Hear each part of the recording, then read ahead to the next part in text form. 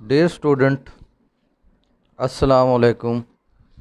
इस वीडियो में हम लॉ ऑफ कोसाइन को प्रूव करेंगे। Prove that A square is equal to B square plus C square minus 2bc cos alpha. ये law of cosine की एक फार्म है। बाकी दो फार्म मैं आपको इसके प्रूव के बाद बताता हूँ। तो ये हमने एक ट्रायंगल ली है जिसमें ए वर्टेक्स ओरिजिन पर लिया है और ये सी वर्टेक्स है और ये बी वर्टेक्स है। क्योंकि ए ओरिजिन पर है तो इसके जो कोऑर्डिनेट होंगे वो 0 0 होंगे और ये जो सी है इसकी जो सी तक ये लेंथ बन रही है बी है, तो इस लिहाज से इसका एक्स कोऑर्डिनेट बी होगा और वाई कोऑर्डिनेट 0 होगा क्योंकि ऑन दी एक्स एक्सिस है। और ये बी है और ओरिजिन से लेकर बी तक लेंथ सी है, तो इसके जो कोऑर्डिनेट बनेगा एक्स कोऑर्डिनेट वो बनेगा सी कॉज अल्फ़ा, क्योंकि ये एंगल अल्फ़ा बना रहा है, और सी साइन अल्फ़ा। तो हमेशा जब भी आपके पास ऐसा पॉइंट जिसके आपने कोऑर्डिनेट लेने हो और वहाँ से लाइन ड्रा करके ओरिजिन से मिला दें, उसकी जितनी भी लेंथ होगी, जैसे यहाँ सी है, सी लेंथ लेके एक्स कोऑर्डिनेट में कॉज अल्फ़ा लेना है और वाई कोऑर्डिनेट में साइन अल्फ़ा लेंगे, यहाँ जो एंगल होगा उसके लिहाज से।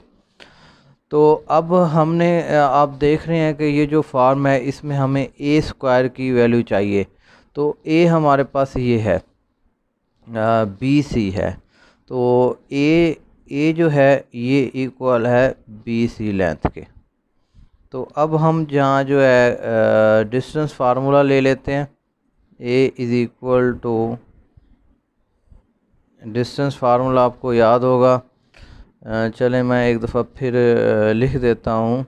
ये है x1 माइनस x2 होल का square plus y1 minus y2 whole का स्क्वायर। तो इसमें ये x1 ले लें, इसको y1 ले लें, इसको x2 ले लें, इसको y2 ले लें।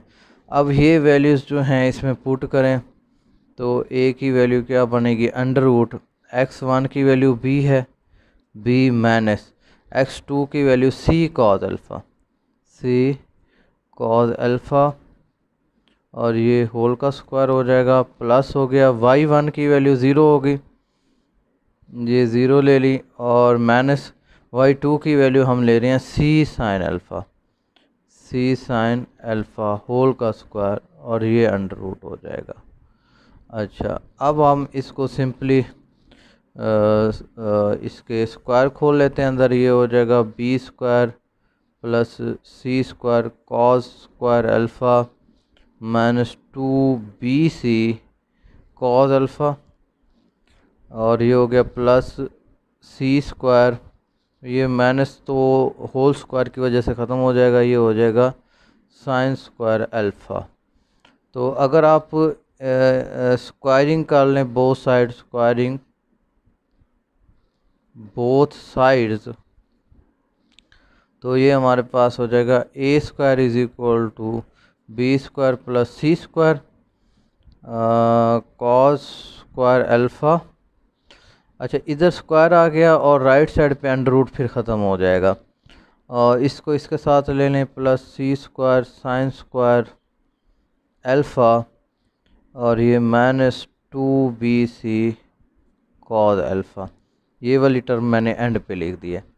तो ये हो जाएगा A square is equal to B square plus C square. इन दो टर्म्स में से आप जो है सी स्क्वायर कॉमन ले सकते हैं। ये हो जाएगा cos square alpha plus sine square alpha minus 2bc, और ये कॉस अल्फ़ा। तो ये आपको पता है ट्रिग्नोमेट्रिक आइडेंटिटी है, ये 1 के इक्वल हो जाएगी। A square is equal to B square plus C square minus 2bc, और ये हो जाएगा कॉस अल्फ़ा।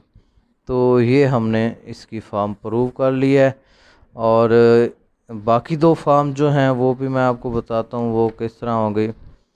तो अच्छा, ये एक फॉर्म तो अभी मैंने प्रूव की है, A square is equal to B square plus C square -2BC और ये कॉज अल्फ़ा। तो ये ओब्लिक ट्रायंगल हम एक बना लेते हैं, ABC। ए पर अल्फ़ा ले लिया, बी पर बीटा ले लिया, सी पर गैमा ले लिया। ए के सामने साइड ए, बी के सामने साइड बी, सी के सामने साइड सी। तो एक फॉर्म ये बन गई हमारे पास। अगर हमारे पास बी स्क्वायर की वैल्यू लिख रही है तो ये बनेगी ए square plus C square -2AC और ये हो जाएगा कॉज ऑफ बीटा।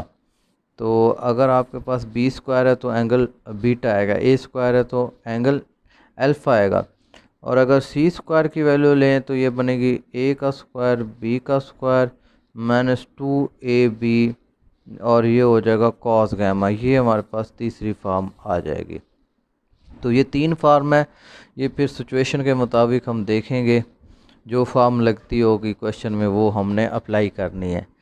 तो अगर आप अल्फ़ा, बीटा और गैमा को 90 डिग्री के इक्वल लेते हैं तो लॉ ऑफ कोसाइन जो है ये रिड्यूस हो जाएगा पैथागोरस थ्योरम में। पैथागोरस थ्योरम में ये कन्वर्ट हो जाएगा। जैसे अगर हम यहाँ जो है अल्फ़ा की जगह 90 डिग्री ले लें तो ये बनेगा A square B square plus C square -2BC और कॉस 90 डिग्री। और कॉस 90 डिग्री की वैल्यू जो होती है वो 0 होती है।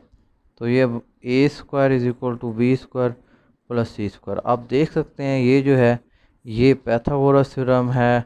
और अगर हम राइट ट्रायंगल बनाएं तो ये ए साइड हो जाएगी, ये बी साइड हो जाएगी, ये सी साइड हो जाएगी। ए वर्टेक्स हो जाएगा और इसको आप सी वर्टेक्स ले लें, इसको बी वर्टेक्स ले लें। इसी तरह बीटा की जगह 90 डिग्री लेंगे तो ये भी फिर कन्वर्ट हो जाएगा इसमें जो पैथागोरस थ्योरम में। और इसी तरह गैमा में 90 डिग्री लेने से ये रिड्यूस हो जाता है पैथागोरस थ्योरम में। तो अब हम जो है एक्सरसाइज 12.5 की तरफ चलते हैं। तो ये कह रहा है कि 2 sides and their included angles are given. अगर आपके पास 2 साइड हैं और एक इंक्लूडेड एंगल है तो फिर आपने लॉ ऑफ कोसाइन को पहले यूज़ करना है, फिर लॉ ऑफ साइन को यूज़ करना। लॉ ऑफ साइन मैं प्रूव कर चुका हूँ। तो एक रफ ट्रायंगल बना लेते हैं, ए बी और सी। ए साइड ये बी साइड होगी, ये सी साइड होगी। तो हमारे पास बी की वैल्यू दी हुई है 95 और सी की वैल्यू हमारे पास है 34। अब इनका ये एंगल अल्फ़ा बन रहा है, ये बीटा एंगल बन रहा है और ये गैमा। जो 2 साइड्स जो हैं एंगल बनाएंगी, जैसे कि यहाँ अल्फ़ा बना रहे हैं, इस ये इंक्लूडेड एंगल है और ये हमारे पास गिवन है। अब आप देख सकते हैं एक तो ए की वैल्यू चाहिए, फिर बीटा की वैल्यू चाहिए और फिर हमें गैमा की वैल्यू चाहिए। तो सबसे पहले हम क्योंकि ये बताया हुआ लॉ ऑफ कोसाइन, ए का यूज़ करना है, ए फाइंड करना है, यानी ए फाइंड करना है। तो इसकी जो फॉर्म मैंने प्रूव करवाई थी उसी को यूज़ करते हैं। A square is equal to B square C का स्क्वायर -2BC और ये कॉज अल्फ़ा। तो अब इसमें बी की वैल्यू हमने पुट करनी है जो कि है 95 का स्क्वायर, सी की वैल्यू है 34 का स्क्वायर -2, बी की वैल्यू 95, सी की वैल्यू 34 और कॉज अल्फ़ा की वैल्यू जो है 52 डिग्री हो गई। अब आप कैलकुलेटर से इसका स्क्वायर ले लें। ये इसका स्क्वायर जो है ये आता है 9025 और इसी तरह 34 का स्क्वायर ले लें, ये आपके पास आ जाएगा 1156। इन 3 वैल्यूज़ को मल्टीप्लाई करके लिखें, ये वैल्यू आ गई हमारे पास 6460 और इसमें कैलकुलेटर से साइन कॉज 52 डिग्री की वैल्यू फाइंड करेंगे। ये होगी 0.6156। ये कैलकुलेटर से आप वेरीफाई कर लेंगे। तो अब आपको यकीनन चलाना आ गया होगा कैलकुलेटर। तो अब इस तरह करें कि ये दोनों वैल्यूज़ ऐड करें, ये देन दोनों वैल्यूज़ ऐड करें तो ये 10181 और इसको इससे मल्टीप्लाई कर दें तो ये बनती है 3976.7 और इसको जो है आप जो है माइनस करेंगे तो ये वैल्यू बनेगी 6204.3 और अंडर रूट लेंगे दोनों तरफ तो ए की वैल्यू बन रही है 78.76। ये ए की वैल्यू हमें मिल गई है। तो अब हमारे पास साइड्स तीनों हैं, तो दो एंगल रह रहे हैं, उनमें से एक एंगल हम फाइंड कर लेते हैं, बीटा एंगल फाइंड कर लेते हैं।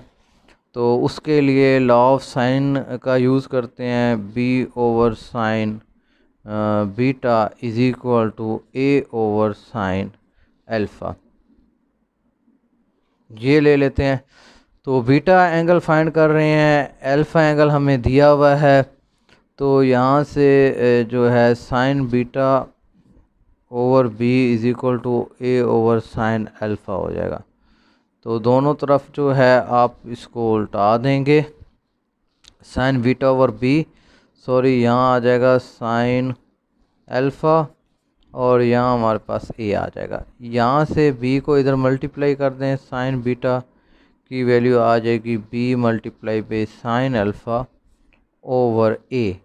तो अब आप इसमें जो है वैल्यूज़ पुट कर दें, बी की वैल्यू जो है हमारे पास 95 है, ये बी की वैल्यू मैं आपको दिखा देता हूँ, बी की वैल्यू 95 है आपके पास और अल्फ़ा की जो वैल्यू है वो 52 डिग्री, ये 52 डिग्री हो गया और ए की वैल्यू हमने अभी फाइंड की थी 78.76, तो ये 78.76 आ गई।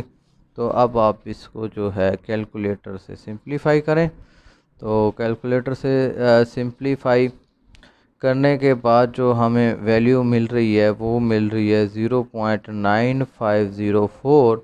यहाँ से जो है साइन इनवर्स निकालेंगे 0.9504, तो बीटा की वैल्यू जो है हमारे पास फाइनल जो है 71 डिग्री एंड 53 मिनट आ रही है बीटा की वैल्यू। तो अब हमारे पास रह गया गैमा। गैमा के लिए आप इस तरह करेंगे, ये दोनों वैल्यूज़ यानी बीटा भी और अल्फ़ा भी माइनस कर लेंगे। ये बीटा की वैल्यू हमारे पास 71 डिग्री एंड 53 मिनट है, अल्फ़ा की वैल्यू 52 डिग्री थी, तो ये माइनस कर लेंगे कैलकुलेटर से, या आ जाएगी 56.7 मिनट। ये गैमा की वैल्यू हमारे पास आ जाएगी। इस तरह आप ये ओब्लिक ट्रायंगल को सॉल्व कर लेंगे जब आपके पास दो साइड्स और एक एंगल दिया हुआ होगा। तो इसी के साथ मैं इजाज़त चाहता हूँ। अल्लाह हाफ़िज़।